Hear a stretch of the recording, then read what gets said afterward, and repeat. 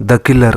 இந்த படம் எப்படி இருக்குது, இந்த படத்தோட கதை என்ன அப்படின்னா, இந்த படத்தோட ஆரம்பத்தில் ஹீரோயின் வந்து ஒரு பிரச்சனையில் மாட்டிக்கிறாங்க. அப்போ அந்த இடத்துக்கு வில்லன் தான் வந்து ஹீரோயினை காப்பாற்றுறான். அதனால் வில்லன் சொல்கிறது எல்லாத்தையும் ஹீரோயின் செய்கிறாங்க. இந்த கோகோ அப்படிங்கிற ஒரு ஆளை வந்து கிளப்பில் வச்சு கொல்லணும் அப்படிங்கிறான். அதனால் ஹீரோயின் வந்து அந்த கிளப்புக்கு போகிறாங்க. அங்கே கோகோ அப்புறம் அவனோட ஆளுங்க அப்புறம் ஒரு பொண்ணு இருக்கா. அப்போ அந்த பொண்ணு இந்த கிளப்பில் பாட்டு பாடும்போது ஹீரோயின் ஒரு பெரிய கத்தி எடுத்து கோகோவோட ஆளுங்க எல்லாரையும் வெட்டி கொள்கிறாங்க. இதில் கோகோவை ரொம்ப கொடூரமாக வெட்டி கொண்டுடுறாங்க. இது எல்லாத்தையும் அந்த பொண்ணு பார்த்துடுறா. இதுக்கப்புறம் ஹீரோயின் அந்த பொண்ணை தான் கொல்லணும் அப்படின்னு நினைக்கும் போது அந்த சண்டையில் ஒரு ஆளை வந்து ஹீரோயின் ஷூட் பண்ணுறாங்க.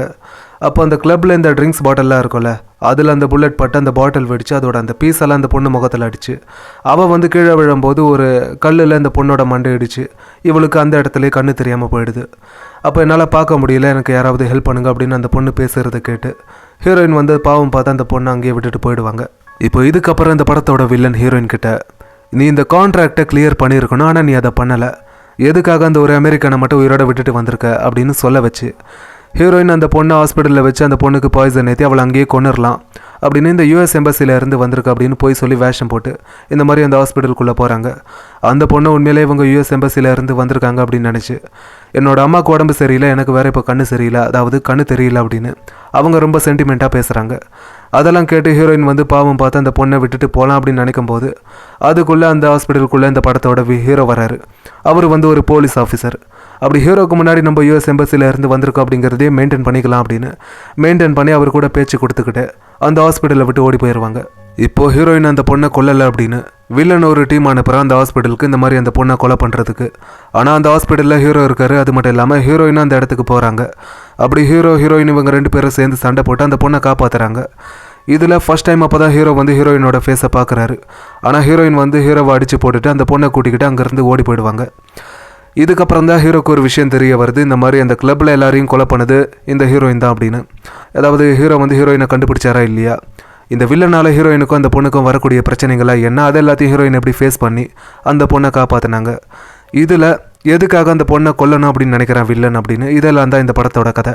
இந்த படத்தோட ஆரம்பத்தில் இருந்து கடைசி வரைக்கும் இந்த படத்தில் அடுத்து என்ன நடக்க போகுது அப்படிங்கிற மாதிரி இந்த படம் ஃபுல்லாகவே நல்ல சுவாரஸ்யமாக இருந்துச்சு.